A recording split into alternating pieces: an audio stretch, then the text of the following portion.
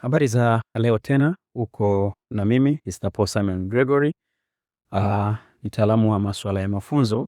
Karibu tutakuwa tunaendelea na ile somo letu la safari ya course ambalo tulikwisha kuanza nalo. Na tayari tuliangalia maeneo makubwa mawili. Eneo la kwanza ni kujitambua, kwamba katika safari ya uongozi hatua ya kwanza kabisa ni kujitambua, lakini hatua ya pili tuliangazia eneo la kujiendeleza. Ukishajitambua upo katika level gani, wapi unafanya vizuri, wapi unafanya vizuri, basi hatua inayofuata sasa ni kujiendeleza ama kujiboresha mahali pale ambapo hufanyi vizuri zaidi. Leo tutazungumza hatua ya tatu. Hatua ya tatu hii inasema kuwaendeleza wengine, kuwajenga ama kuwaendeleza wengine. Ukiwa kiongozi tunasema haishii tu kwako kwa kiongozi. Kiongozi mzuri ni yule ambaye tutampima kwa namna gani ameweza kuwajenga ama kuandaa viongozi wengine. Katika hivi vitabu viwili ambavyo tunakwenda navyo, kitabu cha Bwana Will Lucan, Seeds of Leadership, pamoja na kitabu cha Bwana Sharma Leader Who Had No Tie. Wanashokote hawa wawili wanakubaliana jambo muhimu sana, kwamba kiongozi si kwa manufaa yako mwenyewe. Kazi ya kiongozi ni kuboresha tia, kujijenga, kujiboresha, lakini kuandaa ama kutengeneza viongozi wengine. Kwa hiyo kiongozi mzuri atapimwa kwa namna gani aliweza kuandaa viongozi wengine, kwa sababu mwisho wa siku hiyo nafasi ulionayo na watu wengine watakuja kuishika. Aidha ni nafasi ya kijamii, nafasi ya kisiasa, kanisani, ama eneo lolote lile ambalo linatoa taswira ya mwongozi. Ni lazima uwe na viongozi wengine ambao watakuja baadaye kushika hiyo nafasi, kuendeleza majukumu ambayo taasisi husika au jamii husika wanayo.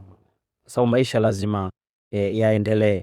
Kwa hiyo vizazi lazima virithishwe viongozi kwa namna iliyo bora, ili visikengeuke katika maadili ya jamii fulani, ya taasisi fulani, ama maadili ya nchi, na kushindwa kufikia yale malengo ambayo yanatarajiwa na wananchi ama watu ama ile kampuni ambayo unaiongoza. Kwa hiyo hili ni jambo muhimu sana. Katika kitabu cha A Leader Who Had No Title cha Bwana Robin Sharma, anatupa mfano mzuri sana wa Bwana Tami.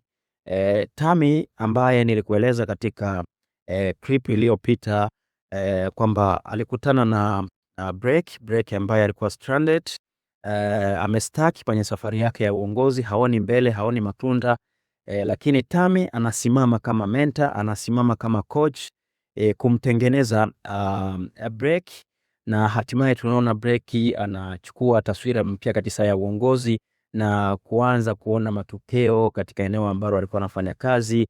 Kwa hiyo Break anachukua mfano mzuri, na Tami anachukua mfano mzuri kama mtu ambaye alisimama kama kiongozi, akachukua ile nafasi ya kuweza kumjenga kiongozi mwingine. Lakini vile vile hata katika kitabu cha The Seeds of Leadership cha Bwana Will Lucan, anatueleza the same. Anajaribu kuangazia kwamba yeye katika uongozi wake daima huwa hawajenga watu. Anapenda kuona watu wanachukua majukumu makubwa na wanapanda nafasi na kuwa viongozi. Sometimes anasema wala yeye hajari hata kama huyo mtu atakuwa na nafasi hata kubwa kuliko yeye.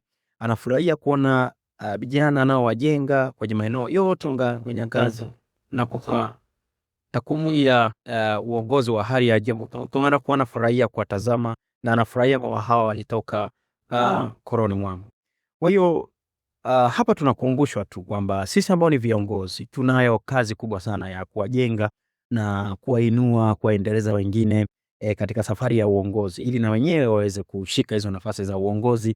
Lakini kama tunavyojua kwamba uongozi si lazima uwe na nafasi. Kwa hiyo unapowatengeneza wale watu ndani ya timu yako, tayari wanaweza kujisimamia. Kwa hiyo hata pako vile vile utakapotengeneza viongozi wengi ndani ya timu yako, inakupa nafasi wewe ya kupumzika au kubadili namna ya uongozi wako, badala ya kuwa na ile tunaita micromanagement. Kila makali unahitajika ukuwe mamesa kwa kuamini kama mtu fulani anaweza akafanya vizuri zaidi. Lakini utakapotengeneza viongozi, kuna kuona imani na timu yako, inakuonesha matumu.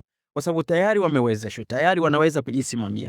Na ni muhimu sana kwa kiongozi kunyengeza viongozi ili wamsaidie zaidi kupush malengo ya taasisi, malengo ya jamii, malengo ya nchi mbele, kuliko kukodhi yale maarifa na ule ujuzi na ule mtazamo ambao ni chanya yeye mwenyewe. Kwa hiyo lazima uwafungulie milango watu wengine katika safari ya uongozi. Kwa hiyo usione shida, usione wigo, hapana. Kimsingi namna unavyojenga viongozi wengi zaidi, wewe ndio unazidi kuwa mkubwa zaidi, kwa sababu watu wengi unakuwa umewaandaa, hawa wanakuwa ni reflection ya namna ya uongozi wako ulivyo mzuri. Kwa hiyo jambo moja leo tunakumbusha, wajenge viongozi wengi zaidi kadiri uwezavyo mahali pale ambapo umesimama, ili waweze kusimamia majukumu vizuri, lakini kesho wachukue nafasi mbalimbali za uongozi. Asante, mpaka wakati mwingine. Usiache kunifuatilia katika mitandao ya kijamii.